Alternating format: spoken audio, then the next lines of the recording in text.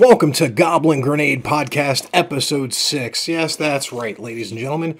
We're now hitting the 6th episode of the Goblin Grenade Podcast, and I am very excited about this one, because just today, they did the Innistrad Midnight Hunt thing, where it was like a 20-minute video produced and all that other stuff, explaining some of the things involved with Innistrad Midnight Hunt. Peep the Diablo 1 play in the background. We're going to get started, and also I want to apologize about the last episode. I was kind of like, last podcast, I went too hard in the paint.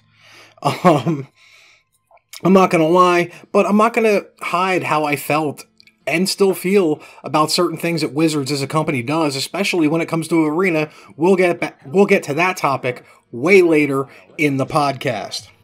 But for now, I once again want to say, between Kaldheim, Strixhaven, and Adventures in Forgotten Realms, I want to thank Pretty Dees for kind of like doing a new episode involving Throne of Eldraine and how bad it was overall for the game. But I thought Adventures of Forgotten Realms was like just a heavy break on the power creep in the game. And no, it makes sense now that I heard him say it, but between Kaldheim, Strixhaven, and Forgotten Realms, there's been a powering down. So we're in the middle of a powering down cycle, and I think Innistrad Midnight Hunt might be continuing that trend.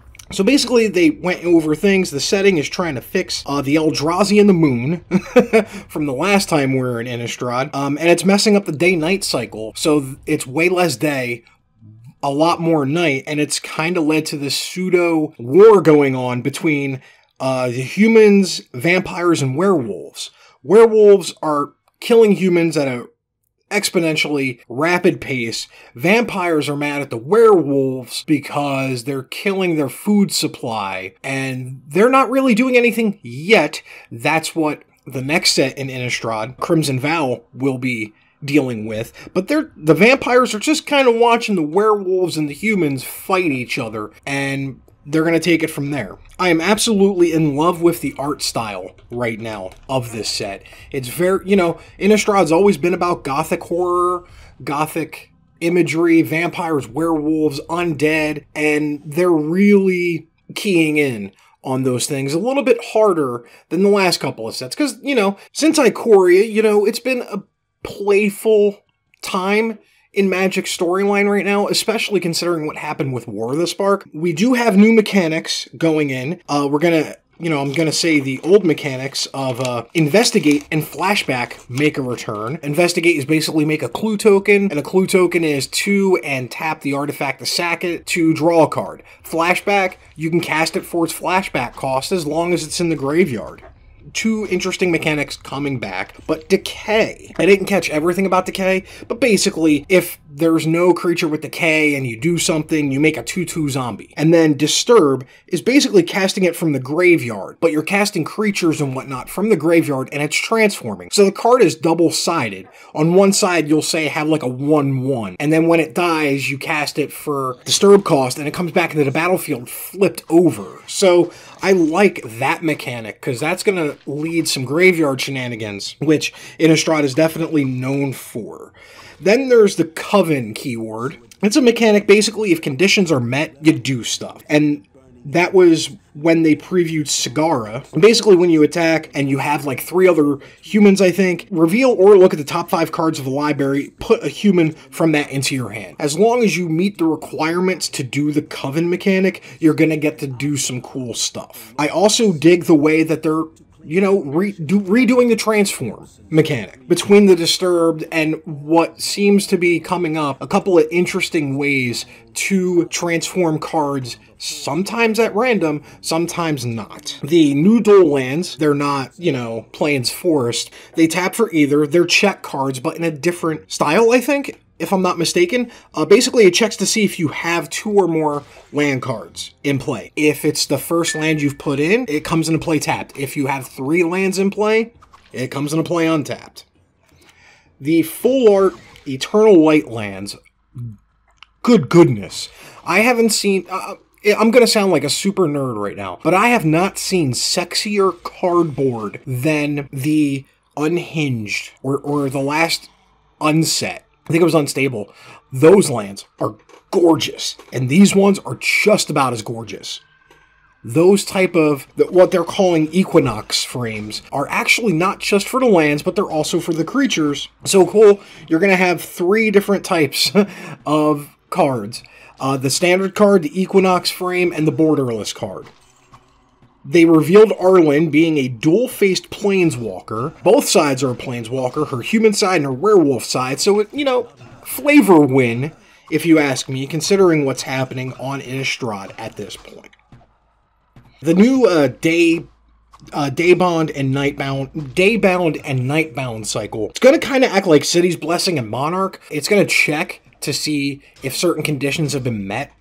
And on this one, it's basically like, creature comes in day cycle, but if nobody casts a spell on their turn, it immediately goes and flips over to the night cycle.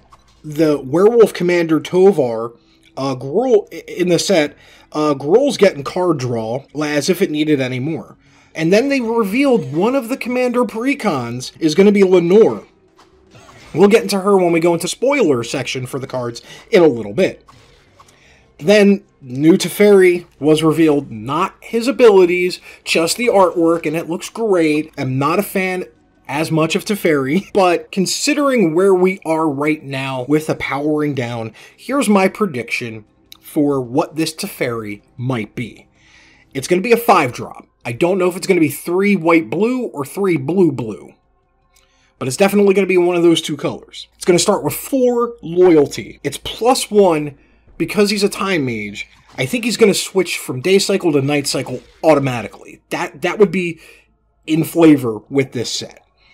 I think it's -2 is going to be a draw 3 and then put 2 from your hand on top of your library. Basically kind of like a pseudo, brainstorm. And then I can't figure out what the ultimate would be, but I think it's just going to be -8 in parentheses, win the game, lol. But yeah, I think it's going to have a +1, a -2, and a -8. It's going to come in with 4 loyalty, and it's going to be a 5-drop. That's just my bold prediction for what this Teferi might be. I could be completely wrong, and when that card gets spoiled, I'll say if I was right or wrong. Web fiction, they announced web fiction's going to be available for this. Okay, whatever. But then at the very end, the little stinger at the end, Olivia? A new Olivia card? Or is Olivia going to be the main protagonist or antagonist in the next set, which is Crimson Vow? Or I could be completely wrong, and it's just who they're going to have as a guest for the Crimson Vow. Whatever they do, kind of like they did for the Midnight Hunt. Now, they did spoil some cards. If you saw it, great. I'm going to spoil... Like, I looked at some of the spoilers. I'm going to go over a couple of the cards that I think so far that have been spoiled as of September 2nd, 1:30 in the afternoon. Renin 7, which is, Renin 6 was in Modern Horizons, and now we get a new Renin 7 this time, because he has to change the tree that he's on. It's a 3-drop, 5 loyalty, green planeswalker, +1, reveal the top 4 cards of your library, put all land cards revealed this way into your hand and the rest into the graveyard. A 0, put any number of land cards from your hand onto the battlefield tapped. -3, create a green treefolk creature token with reach, and this creature's power and toughness are equal to the number of lands you control. And then a -8, return all permanent cards from your graveyard to your hand. You get an emblem with, you have no maximum hand size. So yeah, that's going to be a pretty powerful card in this set. Then we have Champion of the Parish, your standard 1-drop in black. That's a rare. It's a 1/1. Whenever another zombie enters the battlefield under your control, put a +1/+1 counter on Champion of the Parish. By the way, Champion of the Parish is a zombie. They kind of revealed it last time, and it's a throwback to one of the cards from the last time we were in Innistrad and the first time we were in Innistrad. Then this card, Enduring Angel. It's 2 and triple white for a 3/3 flying double strike. You have hexproof. If your life total would be reduced to 0 or less, instead transform Enduring Angel. And if your life total becomes 3, then your life total becomes 3. Then if Enduring Angel didn't transform this way, you lose the game. So basically, Enduring Angel's on the field. your life total gets reduced to 0. It gets exiled. No, I'm sorry, it gets transformed. Your life total becomes 3, and then it basically becomes like this big flyer. Every time it attacks, you double your life total. Enduring Angel Man's going to be one of the, and it's a mythic, so it's going to be a really powerful card. Then we have Sereth the Viper Fang, 2 and 2 green, for a human warlock. Other tapped creatures you control have Death Touch. Other untapped creatures you control have Hexproof. And then 1 and tap it, untap another target creature or land you control. It's a 3/4. I like the fact that tapped creatures you control have Death Touch, which is going to lead to some combat trick shenanigans. And then other untapped creatures you control have Hexproof. Legendary creature, human warlock, in the set. Then an instant, Might of Old Ways, 1 and a green for an instant.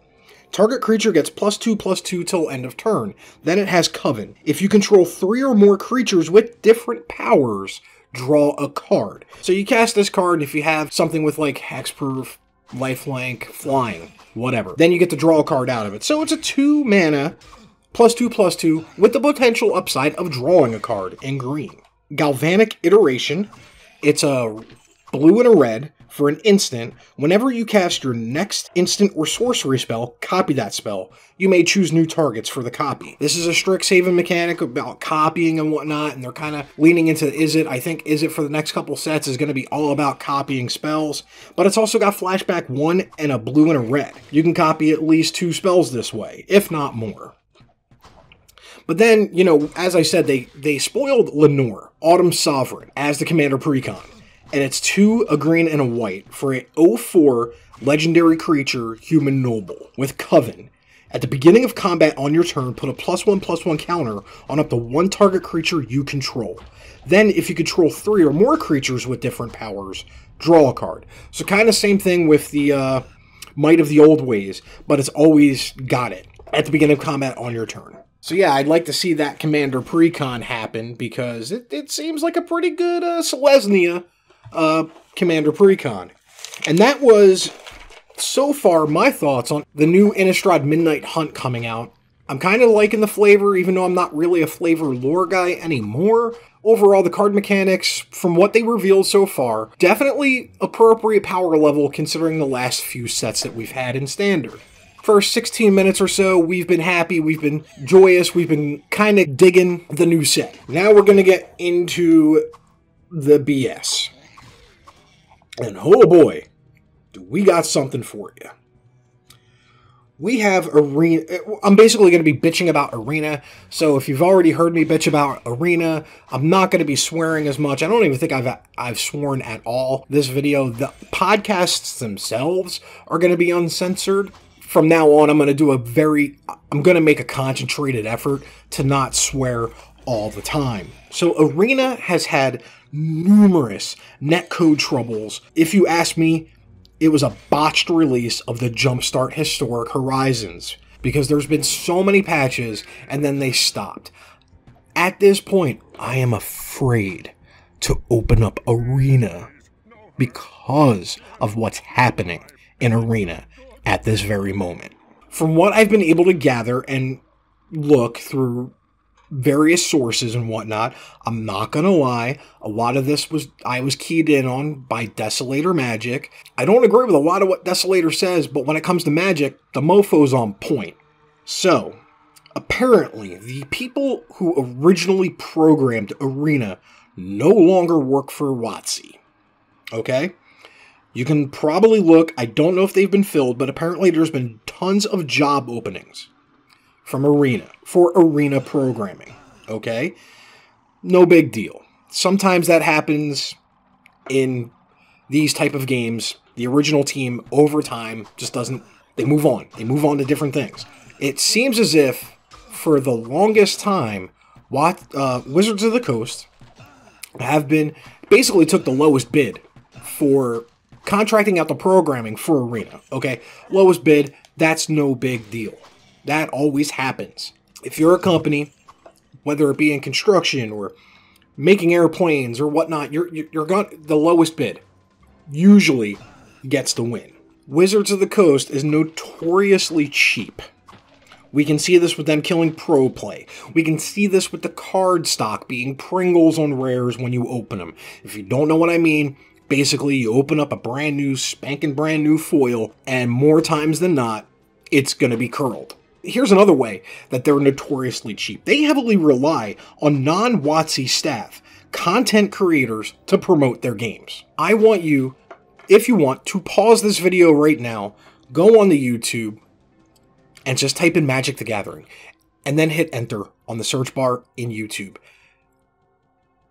And see how far it takes for the first Magic the Gathering channel, which is named Magic the Gathering, or Wizards of the Coast branded channel to appear. And, and this is me personally, I'm kind of still salty a little bit that Wizards of the Coast ended Loading Ready Run's agreement with the Friday nights. Yes, I know Loading Ready Run is still going to eventually do Friday nights, but COVID, unfortunately, has kind of like put a halt to that. But, I like the Friday night series, and I've found it hilarious. It's my second favorite Magic the Gathering series, next to Game Nights, and those two flip-flop. So, you ask me next week, and it's going to be like, oh, well, Friday nights is Game Nights is my favorite show, and, second place is Friday nights.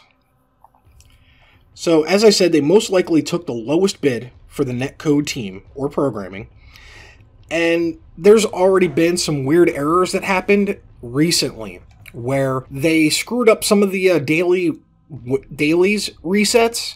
So, you would have, like, 2 daily resets that were normally timed, and then the one weird one that would be like set to a completely different time. So your 2 dailies would reset in like 8 hours, and then the other one would reset in like 2 hours or 14 hours. That's not supposed to happen. Dailies are supposed to happen the same time every day.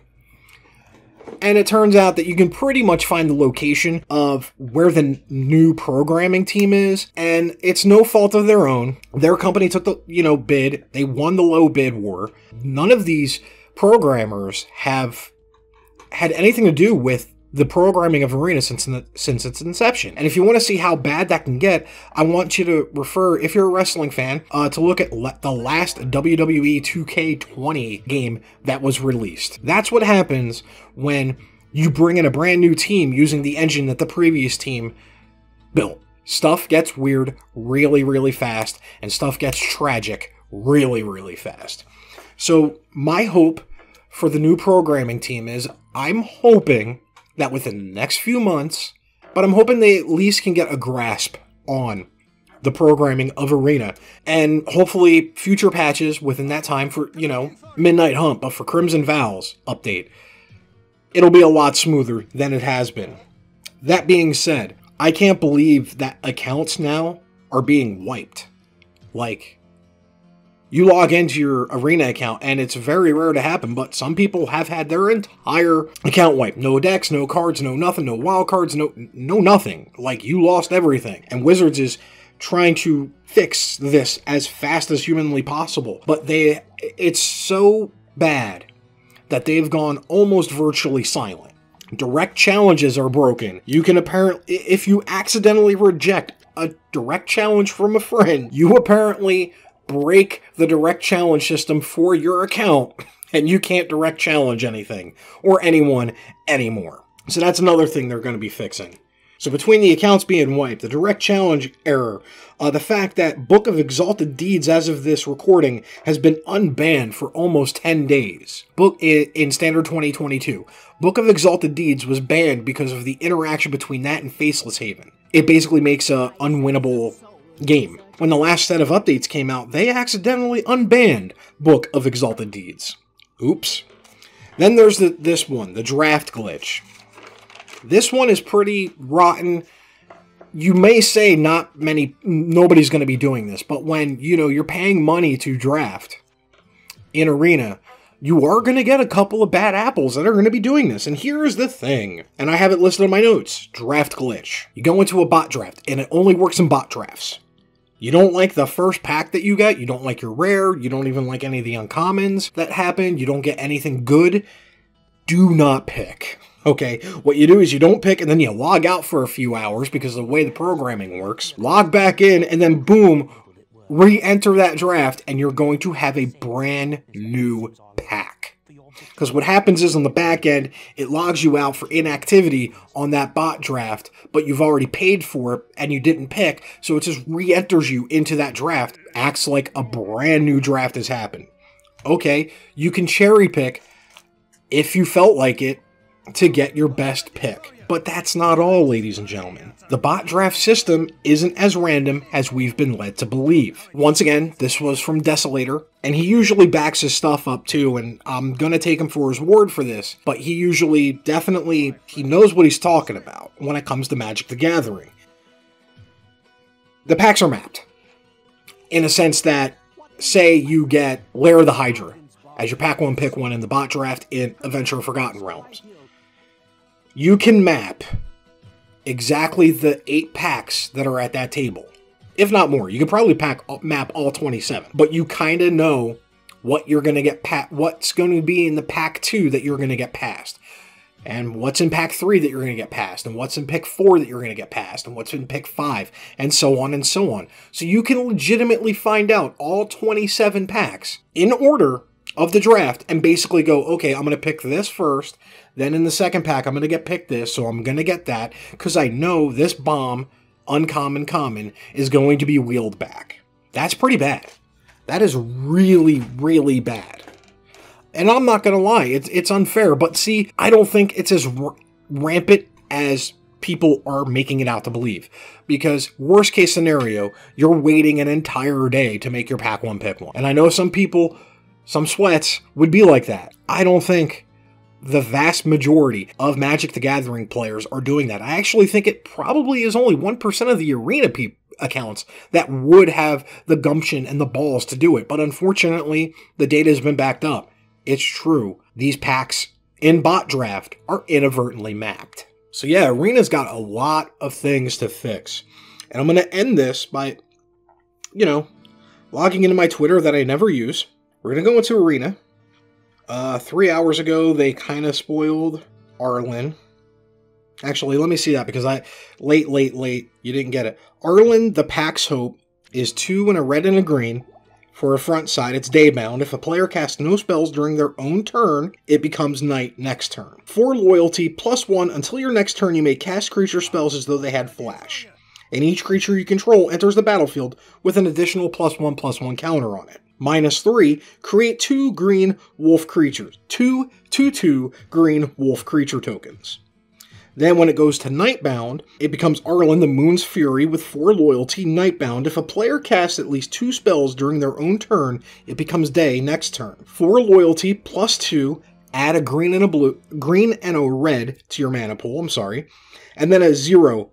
Until your next turn, Arlen the Moon's Fury becomes a 5/5 werewolf creature with trample, indestructible, and haste. So MTG Arena, besides that spoiler, and hey, leave a comment down below if you actually made it to the random-ass Arlen spoiler. They've been hard at work addressing stability issues and fixing bugs. We've also got some new content on the way. Okay. But then we're going to go into Wizards customer support Twitter. 13 hours ago today, scheduled, September 2nd, update's going to occur to deploy the 2021.08.50 game update. It's expected to be 2 hours, full downtime till, I think, 2:30. Patch notes available soon after that. Scheduled maintenance is currently in progress. 1 hour ago, maintenance is still ongoing. We'll update you more with more information. The game maintenance, the link that they sent to you, give to you on this Twitter, it's still ongoing. So yeah, when this goes, patch notes will be available. This is where I'm going to inadvertently defend Wizards for a bit to end this video. Yes, they've made a lot of mistakes in Arena. Judging from the fact that I've uploaded 5 videos of drafts for the next 2 weeks, shows you how much I really do love this game. Not only Arena, but original MTGO, and even Paper Magic. And I just feel kind of let down by Wizards when mistakes like this happen and they just compound on top of other mistakes. I've been playing Magic the Gathering since about 4th edition. I took a 10-year break and got back to it about 7 years ago, 6-7 years ago. And I've had fun. with it. Yeah, I've had my moments where I'm mad, and I've had moments where I want to quit the game and whatnot. At this moment in time, I adore Commander. I'm not happy with Standard. With the pandemic happening, you know, I can't go to my store and draft anymore. Drafting is my favorite format of all time. I can't do that. And it stinks. So Arena's there. And up until recently, it was all bot drafts. And then, I get to draft with other humans. Yes, it's not real pod drafting with human players that you're going up against, so there's different strategies involved. I still love this game. I still am passionate about this game, and I just want Wizards to do better when it comes to updating Arena. Because for the last year, every update, every major update, it seems, breaks the game on day one worse and worse and worse. And Jumpstart Historic Horizons was the absolute dumpster fire scenario that I think Wizards of the Coast was hoping to prevent. Because this has been going on for a year now, and it starts with like little small things. It's snowballed into basically every time they update this game, it seems, it's broken. On my personal computer, I've had to uninstall and reinstall this game 5 times. And I don't have the greatest top-of-the-line PC at all, but it's not a fucking lightweight either. Just a testament to the fact that it's my editing machine for when I edit wrestling content for promotions. So it's not that bad of a system if I'm editing 2+ hours of wrestling videos at one go, and these things are getting put on some major pay-per-views. I'm not enough to tooting my own horn, sadly. I did that a little bit, and I caught myself, but when I see all these gratuitous errors being compounded over and over and over again, it just makes me sad. That being said, I hope you give a thumbs up if you liked the video, a thumbs down if you hated it. Subscribe, as always. Hit the bell notification. I always say I'm going to do my best to save that callback at the end so I'm not assaulting you. There's a video coming out with a draft where I kind of mock sponsorships. I'm not opposed to sponsorships. I know YouTube doesn't pay anything, and there's a lot of content creators out there that rely on this because, not for nothing, some of the bigger channels, it's a production that goes into it. I'm just an asshole with a mic being held by an Ultimate Guard box with a homemade soundproofing around it just to at least get some sound better, I don't have high production camera equipment or anything like that. And I hardly researched. I mean, literally, the Midnight Hunt video came out, and I already had notes about Arena, and, I just compiled them and then talked into the mic for the next 35 minutes, even though it'll be edited down a little bit. That video is going to be dropping, I think, next week. I did it as a funny, get your sponsorships if you can, if it helps your channel out. I know if I got one, I'm not looking for one right now. I just restarted everything, and it's still brand new, and I'm still learning things. But if at the moment in time something happens, I'll take it, because, at the end of the day, we all kind of like money. My name's Dahmer, also known as Dom Douglas, and may your top deck always be mythic.